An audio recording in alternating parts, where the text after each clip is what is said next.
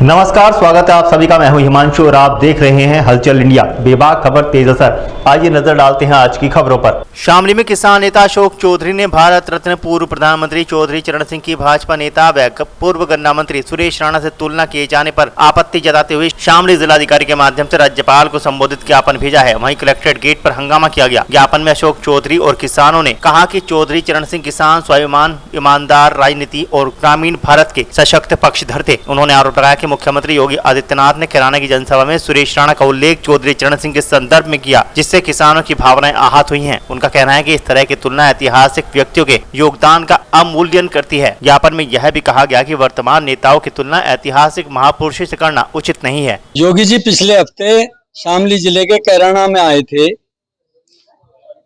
PSC police का उद्घाटन करने के लिए। बहुत अच्छी बात है। जिले में उनके सामंजस्य में जो भी काम हुए उनका धन्यवाद करते हैं। पर उन्होंने अपने स्पीच में हमारे पूर्व प्रधानमंत्री भारत के चौधरी चरण सिंह जी के बारे में जो टिप्पणी की, और उन्होंने कहा कि आज़ादी के बाद जितना काम चौधरी चरण सिंह जी ने किया देश के लिए, उतना ही काम गन्ना मंत्री सुरेश राणा ने किया। जबकि हमारे पूर्व प्रधानमंत्री 40 वर्षों तक कांग्रेस में रहेगा, 1937 से लगाकर 1977 तक विधायक रहे लगातार, और उन्होंने कांग्रेस में रहते हुए देश की सेवा की, किसानों के लिए बहुत काम किया।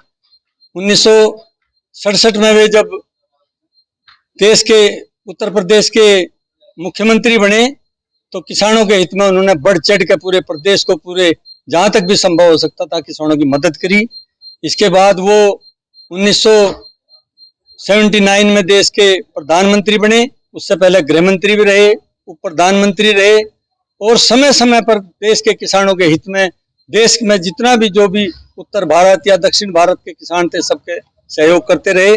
जबकि सुरेश राणा जब से गन्ना मंत्री बने थे, थाना भवन मिल उनके 2 किलोमीटर उनके घर से दूर पड़ता है। गन्ना मंत्री होते हुए 150 से 200 करोड़ रुपया लगातार पिछले 10 वर्षों से जो है मिल पे किसानों का रहा। कोई पेमेंट आज भी 150 करोड़ रुपया बकाया है। शामली की मिल जर्जर होते हुए हालत में तंग होती रही, उसका लोन तक नहीं करा पाए और वो मिल बिक गई। किसान ने कम से कम 5 साल 10 साल तक बहुत समस्याओं का जुझारू रूप जूझते रहे। ऊन मिल लगी हमारे यहाँ, इसके बारे में देख लो, स्ट्राइक होती रही, किसान धरने पे बैठते रहे। इसका भी कम से कम 100 से 150 200 करोड़ रुपया किसानों का बकाया रहा।